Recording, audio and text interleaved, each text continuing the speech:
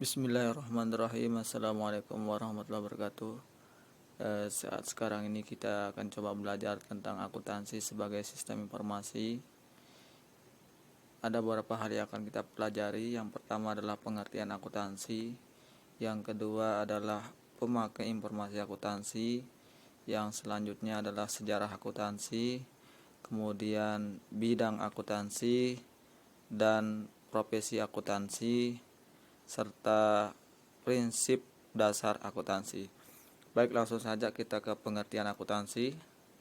Di sini pengertian akuntansi itu menurut AICPA atau American Institute of Certified Public Accountants, akuntansi adalah seni pencatatan, pengelompokan, dan pengikhtisaran menurut cara yang berarti dan dinyatakan dalam nilai uang. Tentu di sini bisa disimpulkan bahwa akuntansi itu adalah sebuah seni.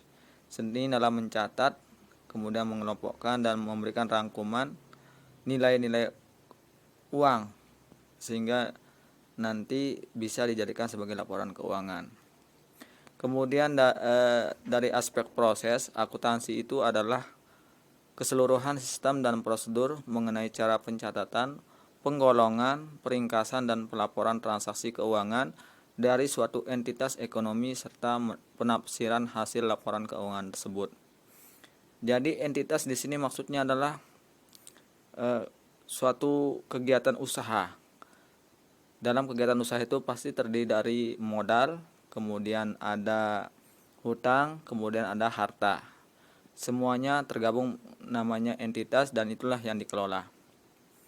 Kemudian dari aspek fungsi informasi, akuntansi adalah aktivitas layanan jasa yang menghasilkan informasi keuangan dari suatu entitas yang memungkinkan para pemakainya untuk menggunakan pengambilan keputusan. Jadi kalau dari aspek informasi, di sini adalah sebuah layanan jasa yang menghasilkan informasi laporan keuangan dari sebuah entitas yang memungkinkan dari hasil laporan itu untuk digunakan sebagai pengambilan keputusan. Selanjutnya, tahapan proses akuntansi. Yang pertama transaksi, kemudian yang kedua adalah pencatatan, yang ketiga adalah penggolongan, yang keempat adalah pengikhtisaran, dan yang terakhir adalah laporan keuangan. Selanjutnya, pemakai informasi akuntansi. Siapa pemakai informasi akuntansi? Kemudian untuk apa informasi akuntansi itu? Yang pertama di sini adalah ada pihak internal. Kemudian yang kedua itu adalah eksternal. Pihak internal itu ada manajer atau direktur, kemudian dia membutuhkan informasi akuntansi untuk melihat perkembangan perusahaan dan menentukan kebijakan. Kemudian ada karyawan yang membutuhkan informasi akuntansi untuk melihat perkembangan perusahaan.